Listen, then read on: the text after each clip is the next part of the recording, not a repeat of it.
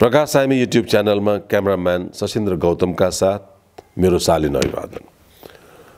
चलचित्र संगीत गायनका विषयमा समर्पित यो युट्युब च्यानलमा आज हामी चर्चा गर्दैछौँ एक गायकका बारेमा। गायकका रूपमा आफ्नो परिचय बनाएर सफलता हासिल गरेका यी व्यक्तिलाई धेरैले गायकका रूपमा भन्दा बढी अर्कै नामले बढी चिन्ने गर्छन्, अर्कै नाममा बढी सम्मान गर्ने गर्छन्। जबकि उनको गायनको यात्रा नेपालका एक प्रसिद्ध संगीतकारको र गीतकारको गीतबाट भएको थियो। तर उनलाई अधिकांशले आजको समयमा अहिलेका पुस्ताले गायक भनेर चिनेकै पाइँदैन वा गायक पनि हुन् र भनेर प्रश्न गर्ने गर्छन्। कति अनौठो कुरा हामी सुन्ने गर्छौँ। बलिउडमा, भारतको बम्बई फिल्म इन्डस्ट्रीमा कयौँ मान्छे फिल्मको नायक बन्न आएका हुन्छन्, पछि गएर गायक बन्छन्। र कयौँजना गायक बन्न आएका हुन्छन्, गायक बन्न नसकेर सुर ताल नमिलेर चलचित्रको नायक बनेका हुन्छन्। नायक बन्न नसक्नेहरू खलनायक बन्छन्, खलनायक बन्न नसक्नेहरू ग्रुप डान्सर बन्छन् र कोही कोही त फिल्मको पछाडि गएर नेपथ्यमा काम गर्छन्।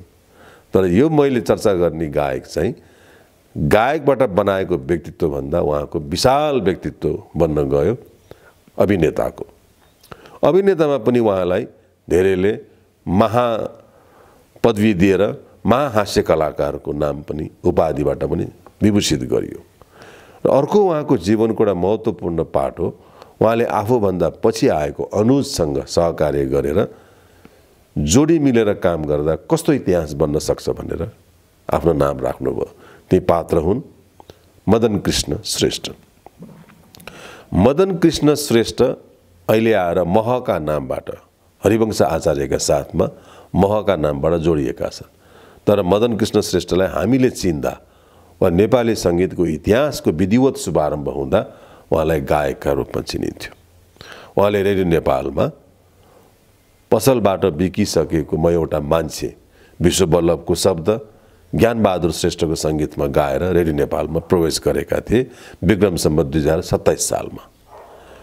विक्रम सम्वत 2027 सालमा नेपाली भाषाको गीतबाट राष्ट्रिय गायकको रूपमा परिचय बनाएका मदन कृष्ण श्रेष्ठले जीवन या दबु नामक नेपाल भाषाको कार्यक्रममा नेपाल भाषाका गीतहरू गाएर छिटपुट रूपमा आफ्नो परिचय बनाइसकेका थिए। तर मान्छेलाई यो थाहा थिएन मदन कृष्ण श्रेष्ठसँग गाउने यति राम्रो गला छ भनेर। क्रमवत रूपमा उनले गीत गाउँदै गए, गीत सँगसँगै मञ्चमा उत्रिँदै गए। तर मञ्चमा व्यवस्थापन के हुँदै गयो भने अरूहरूले गीत गाइसकेको हुने, मदन कृष्ण पछिल्लो पटक कार्यक्रममा आउँदा कसैले जोक सुनाइदिन, कसैले क्यारिकेचर गरिदिन आग्रह गर्दा गर्दै उनलाई बिस्तारै हास्य अभिनेताको रूपमा परिचय बनाउनु पर्यो। यो मदन कृष्ण श्रेष्ठको जीवनको एउटा टर्निङ पोइन्ट हुन गयो। मदन कृष्ण श्रेष्ठभन्दा पहिला नेपाली रङ्गमञ्चमा हास्य कलाकारका रूपमा पाल हाडा अर्थात् राजपाल थापा र ध्रुव हाडा लोकप्रिय थिए। यी नेपालको पहिलो जोडी मानिन्छ पाल हाडा। त्यसै गरिकन मास्टर केशव मानन्दर र गुप्त सेन पनि जोडीका रूपमा प्रसिद्ध थिए। मास्टर केशव मानन्दर गलाबाट आवाजै ननिकालिकन, बोल्दै नबोलिकन दायाँ हात मुठी कसेर देब्रे हातले औँलाले बजाएर उनी कमेडी गर्थे र त्यतिमै पनि मान्छे मरिमरि हाँस्थे। मास्टर केशवको हास्यलाई हास्यभन्दा पनि गम्भीर रूपमा लिइन्थ्यो, किनकि उनको हास्यमा हाँस्नलाई पनि बडा सोच्नुपर्ने हुन्थ्यो। त्यसपछि पाल हाडाको जोडी आयो। यी जुवारी शैलीका कमेडी गर्न थाले। राजपाल थापा र ध्रुव हाडा दुवै प्रहरी सेवासँग आबद्ध थिए। पाल हाडापछि अनि मदन कृष्ण श्रेष्ठको बिचमा एउटा अर्को समय आउँछ गोपालराज मैनालीको। मदन कृष्ण र हरिवंश आचार्यभन्दा अग्रज कलाकार गोपालराज मैनाली त्यति बेलाका यति ख्यातिप्राप्त हास्य कलाकार थिए। उनको कार्यक्रम कसैले बुक गर्न चाह्यो भने उनलाई विज्ञापन मार्फत थाहा पाउनु पर्थ्यो, वा भनौँ गोपालराज मैनालीले विज्ञापन दिने गर्थे। कसैलाई यस्तो मेरो कार्यक्रम चाहिएको छ भने मलाई बुक गर्नुहोला भनेर गोपालराज मैनालीको विज्ञापन आउने गर्थ्यो। गोपालराज मैनालीको त्यस्तो प्रख्यातिको समयमा मदन कृष्ण श्रेष्ठले गायकबाट हास्य अभिनेताको रूपमा प्रवेश गरे। संयोगले यी दुईलाई नेपाल राष्ट्र बैंकको रजत जयन्ती समारोहमा रुबी जोशीले जोडी बनाइदिए।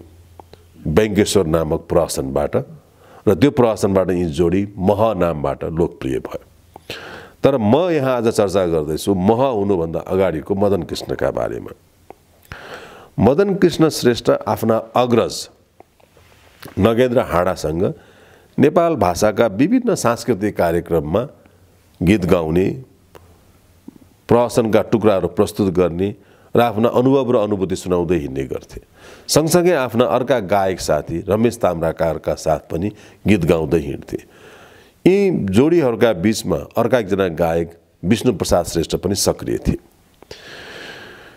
काठमाडौँको ओम बहाल, असन, इतुम बहाल, क्षेत्रपाटी विभिन्न ठाउँमा हुने सांस्कृतिक कार्यक्रममा मदन कृष्ण श्रेष्ठ, रमेश ताम्राकार, सत्यनारायण राज भण्डारी, द्वारिकालाल जोशीको उपस्थिति हुने गर्थ्यो र मदन कृष्ण श्रेष्ठ दुवै भाषाका गीत गाउन सक्थे।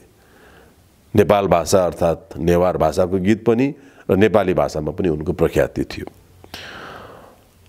मदन कृष्ण श्रेष्ठले विश्व वल्लभको रचनामा गाएको गीत पसलबाट बिकिसकेको म एउटा मान्छे देखि लिएर यादव खरेलको शब्दमा होतराज शर्माको सङ्गीतमा गाएको मैले आफ्नो अनुहार हेर्ने ऐना आज फुटाइदिएँ सम्म आउँदा उनको गायनको परिवर्तन भइसकेको थियो। प्रदीप रिमालको निर्देशनमा साई नेपाल चलचित्र संस्थान र प्रगति प्रोडक्सन मिलेर बनेको फिल्म के घर केडेरामा शोभा सम्मुजितको सङ्गीतमा मदन कृष्ण श्रेष्ठले हे भगवान मेरो खल्तिएको घाउ अब नचर्काऊ गाएर अझै आफ्नो गायनको विशेषता कायम गरे। के मदन कृष्ण श्रेष्ठलाई हामीले एउटा हास्य अभिनेताको रूपमा मात्रै सम्झिनु पर्ने हो त? होइन, किनभने 15 गते नामक टिभी सिरियलमा जब मदन कृष्ण श्रेष्ठले दुर्गालाल श्रेष्ठको शब्द, न्यू बज्राचार्यको सङ्गीतमा 100 थरी गोडा एउटै चाल तारा थापाका साथमा गाए, त्यो गीतको अपार लोकप्रियतापछि मदन कृष्ण श्रेष्ठको नेपथ्यमा बिलाउँदै गरेको गायकको व्यक्तित्व फेरि झलझलाकार भएर देखा पर्यो। मदन कृष्ण श्रेष्ठले फेरि आफ्नो गायनमा सक्रियता देखाउने फेरि नयाँ पहलुहरू खोज्न थाले र बिस्तारै मदन कृष्ण श्रेष्ठ नाटक, टिभी सिरियल, सिनेमामा सक्रिय हुँदाहुँदै पनि कहिले शक्ति वल्लभको सङ्गीतमा अर्बौँ मान्छेहरू वा कहिले खोलावारी खोला पारिस्ता गीत गाएर चर्चामा आए।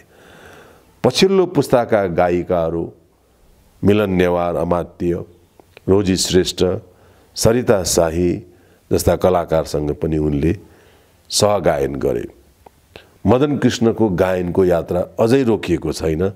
गायक मदन कृष्ण श्रेष्ठ, सङ्गीतकार, सङ्गीतका सेवी मदन कृष्ण श्रेष्ठको उत्तरोत्तर प्रगति र सुस्वास्थ्यको कामना गर्दै यो युट्युब च्यानल मदन कृष्ण श्रेष्ठको गायन यात्रा अझै भव्य होस्, बृहत होस् भन्ने कामना गर्दछु।